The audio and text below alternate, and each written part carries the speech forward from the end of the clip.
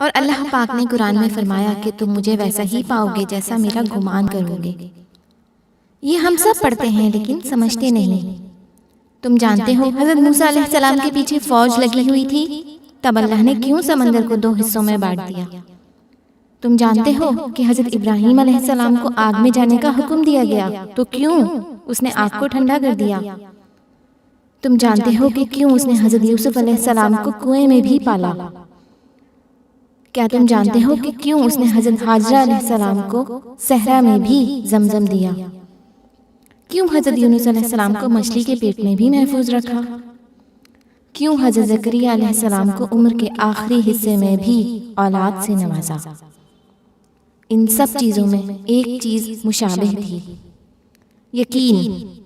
उनमें से किसी ने भी हिम्मत नहीं हारी।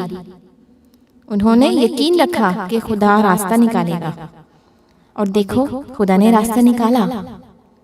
वो सब इस पर यकीन रखकर आगे बढ़ते रहे, और देखो उस रब ने भी उन्हें मायूस नहीं किया।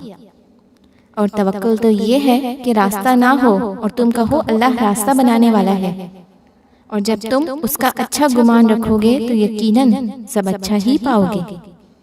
और फिर देखना वहाँ से राहें निकलेंगी जहाँ तुम्हारा वहम गुमान भी नहीं जा सकता।